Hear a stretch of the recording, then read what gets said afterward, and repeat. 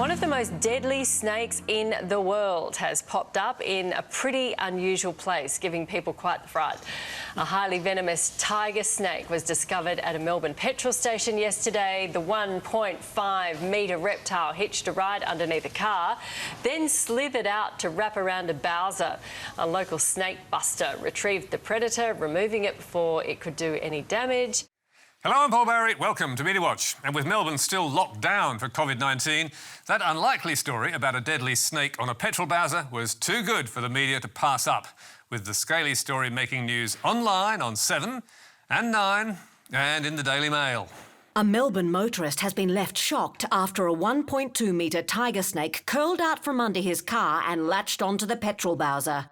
And who was the shocked motorist? Sadly, they're not identified in any of the stories. But the man who saved the day certainly was, as news.com.au reported. Melbourne snake catcher Raymond Hoser was quick to get out to the Coles Express in Nunawading today to relocate the animal. Yes, deadly tiger snakes like this ripper specimen have been hitching rides in cars and turning up in weird places this week, he said. All in all, it was great publicity for Raymond Hoser and his snake busters, who set all these stories running by boasting of his catch on social media, with pictures of the snake on the Bowser, which the mainstream media happily ran. But over on Sunrise, Sam Armitage was sceptical that the tiger snake had crawled out from beneath a car. How do they know? I've never had it. Do they get it on CCTV? I don't know how they knew that, but that's just in the facts. What would Came you with the do? story. And if you're beginning to think this is all a bit sus, well, you're right. Because when we called the Coles Express in Nunawading, we were told its staff did not make the call to the snake handler. And Coles head office didn't even know of the snake's existence until it appeared in the news. So, what is the story? Well, Victorian police tell Media Watch they're now investigating Hoser for reckless behaviour, with the allegation that he let the snake out as a publicity stunt. And Nine now claims he has admitted it. A short time ago, Hoser conceded to 9 News he'd mocked up the photos with his own snake. Well, fancy that. So, not so much the snake crawling out from under the car as being pulled out from his knapsack. And when we called Hoser, he quickly confessed. It's a reenactment. The tiger snake depicted in the photo is one of mine. But a reenactment of what exactly? We'll answer that in a moment. But seems the snake at the Bowser ain't the only one. 2 weeks ago, it was a tiger snake at an unnamed Melbourne restaurant. In August, it was 3 brown snakes next to a freeway. And in December, a copperhead at Bunnings. All of which were also reenactments that Hoser claimed to be the real thing. So, were the incidents straight-out fakes? No, says Hoser, who claims he has caught snakes at these locations and was just reenacting the events. Crazy, eh? And how did the media fall for it? With the greatest of ease. Coles tells Media Watch not one journalist called to check Hoser's claim, instead taking the story and pictures off his Facebook account and just assuming it was the gospel truth. And that's just typical of media standards these days. But now, let's turn to Australia's most hated man, or so the commentators at News Corp and Sky After Dark would have us believe. Yes, we're talking about the Premier of Victoria, Daniel Andrews, typically known to his tireless critics as Chairman Dan. Chairman Dan. Chairman Dan. or alternatively as Dictator Dan. Dictator Dan is Victoria's real state of emergency. Bigger the better for Dictator Dan. And in case you missed the message there, the beleaguered Premier is typically drawn by the Australian's cartoonist Johannes Leek in Chinese Mao cap with communist red star to drive home that dictator theme, which Andrew Bolt was riffing on last week in this column about the cult of Dan, suggesting Victorians were happily licking the Premier's jackboots and, quote, acting like abused wives who kiss the hands that beat them. Nasty stuff. Now, last week on Media Watch, we showed how a couple of online polls condemning Andrews in The Age and 9 News were removed when it became clear they'd been hijacked by bots delivering huge spikes of votes against the lockdown. Now, Timothy Graham at QUT has uncovered a similar campaign to damn Andrews on Twitter. Last month in The Conversation, Graham looked at the hashtag Dan lied, people died, which trended briefly in mid-August after popping up on an account featuring the fictional Sir Les Patterson that had previously tweeted in Arabic about Egyptian politics. Graham looked at more than 7,000 tweets using the Dan lied, people died hashtag and found that many of the accounts Lack real profile photos, show no other interests, and in some cases tweet every few minutes about the same topic for hours at a time. And he concluded, They do not appear to be automated bots, but more like trolls or sock puppet accounts. One account, created on July 21, spammed the hashtag more than 200 times in the space of 7 hours. To follow that up, Graham has now investigated the hashtag Dictator Dan, which has been used around 71,000 times on Twitter this year, and he found similar patterns. The accounts pushing the hashtag hardest, he told MediaWatch in a Zoom interview, fall into two distinct groups. The first one involves really active, high volume, very politically engaged, hyper-partisan accounts that appear to be weighing in on the conversation pretty much all throughout the day.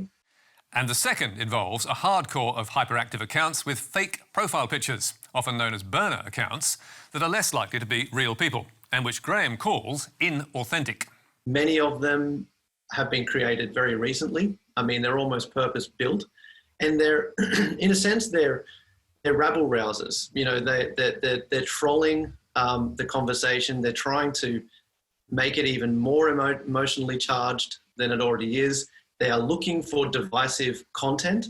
They are specifically using tropes like World War II imagery and things like that in order to try and drive a wedge in what is already, a very divisive issue for COVID-19 in Victoria. Of the top 50 accounts pushing the Dictator Dan hashtag, 3 stand out in Graham's list as being particularly active. We won't identify them because he doesn't want us to, but example 1 was set up in August 2020 and has tweeted around 7,000 times since then, almost always retweeting messages and memes that are typically anti-Andrews, anti-China, pro-Trump or pro-red pill. Example 2 was set up in April 2020 with lots of numbers in the name and has tweeted 44,000 times, mainly tweeting rather than retweeting, with messages about Andrews and stuff like this. They want a one-world government run by technocrats, a police state, communist China-style surveillance, vaccines that will alter your DNA and sterilise you. Example 3 was set up in 2017 and has tweeted almost 500,000 times since then, typically retweeting pro-Trump memes and messages like these. George Soros, the most evil man on this planet. If somebody comes to accept a truth or swallow a red pill without knowing it was associated with Q, then they do so unpolluted by media bias, re QAnon. That account also tweeted the hashtag arson emergency during the summer bushfires, as did several other Dictator Dan fans. Now, Graham doesn't know who is behind accounts like those, or if they're part of an organised disinformation campaign, but he says the Australian Strategic Policy Institute found similar patterns in Chinese-backed social media activity, and he finds that alarming. Is Australia being targeted? It's not clear yet, but what is clear is that there are a high number of suspicious accounts that do have patterns of behaviour similar to what we see in other countries. They are weighing in on this extremely divisive issue, and they appear to be trying to do what disinformation operations try to do. So, why should we care about this, given that no one really expects social media to be restrained and reasonable? Graham's answer is, well, look, they want us to take sides. They want us to turn every issue into an us versus them kind of mentality. They appear to take cues from biased media, from one-sided journalism, wherever they can find it. And that is my primary concern with this research. I mean, that this kind of activity is dividing us as a country, and that's worrying for the health of Australian democracy. Graham says this is a growing threat in Australia, as it appears to be just about everywhere else in the world. But now, let's wind back the clock to a moment of sporting glory when Sydney had the Olympics.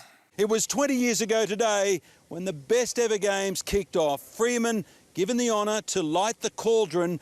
20 years on, the crowds are gone, the stands are silent, but the memory of the greatest ever Olympics today burned bright.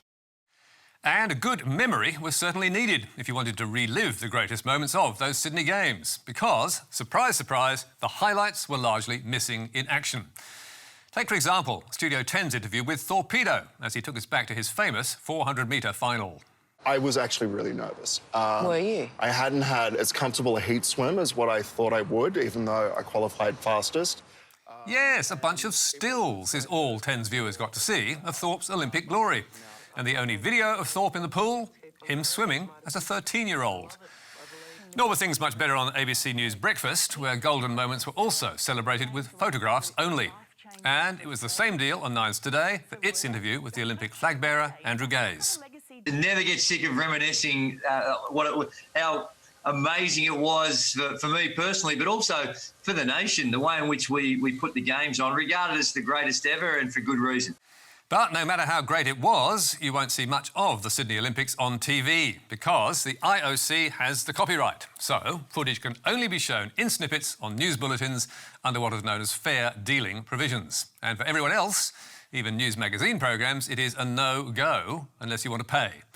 Which is what the ABC-commissioned Freeman documentary had to do. All up, that doco ran 15 minutes of Olympics vision, for which it paid around US $75,000. But surely it's different for Channel 7, which paid $1 squillion for the TV rights to the 2000 Games and another $1 squillion for the TV rights this year. Surely they can use what they like, can't they? Remarkably, Seven's head of Olympic coverage, Andy Kay, told us... No, as we don't retain rights to Sydney 2000, we need to apply to the IOC to broadcast anything outside our normal news coverage, just like other broadcasters. That is amazing. And that's what they had to do for this special shown in August. How much did they pay? Well, that is not clear. But what is clear is that replays of a wonderful sporting event involving thousands of Australian volunteers and millions of Australian taxpayers' money is now in the unreasonably tight-fisted control of the IOC in Switzerland. So much for the Olympic spirit of fair play and friendship. But now to the Australian Press Council, and we ask, not for the first time, what exactly is the point of it? Just a few days ago, the APC made a ruling against this Tim Blair column published on the Daily Telegraph's website in May last year. That's right, May last year. And why was Blair's column in breach of APC guidelines? Because of this offensive phrase, which, warning, I'm afraid we'll need to repeat. Look out, faggot. Which appeared on an embedded video of a supposedly relevant clip from a US sitcom starring Danny DeVito, which, if you click through, featured him saying... Look out, faggot! Now, almost 18 months later, the Press Council has stated what was pretty obvious from the outset, namely that... The word faggot is most used as a pejorative term to describe gay men. And... Could be read as demeaning and mocking of gay men. And while acknowledging the intention was satire, the Press Council concluded that the Telegraph had... failed to take reasonable steps to avoid causing substantial offence, distress or prejudice, and there was no sufficient public interest in doing so. So, a clear breach of General Principle 6, and you'd think good reason for the Daily Telegraph to take the video down, given that the paper agrees to abide by the Council's rulings. But no, believe it or not, it's still live on the Telly's website, along with a note about the adjudication and a takedown of the ruling by Tim Blair. Excuse me, but these people are idiots. They can't even accurately describe a simple 19-second video. So we asked the APC what's the point of it making a ruling like this if the Telly thumbs its nose at it. And they told us... The Press Council's process does not require the removal of the article, although an adjudication panel can call for removal of it. Which, in this case, it seems the panel did not do. Seriously, almost 18 months to come up with a ruling which the columnist then makes fun of. What a joke. And finally, to a tweeted apology from News Corp columnist Miranda Devine. In February this year, I posted some comments on my personal Twitter account about Quaden Bayles and his mother, Yarraka. I now know those comments were hurtful and untrue. I sincerely apologise to the Bayles for those comments. Quaden Bayles is a 9-year-old Brisbane boy with dwarfism who came to the world's attention in February when his mother posted a distressing video of him after he'd been bullied at school. Effects that bullying has. I'm gonna kill myself. Some on Twitter suggested Quaden was an actor, faking his misery to scam money out of people. And joining in was Devine, who retweeted some of the uglier claims with her own added comments. When it was pointed out that Bayles was genuine, Devine refused to take down her tweets or to apologise. So, in August, Quaden and his mother sued for defamation.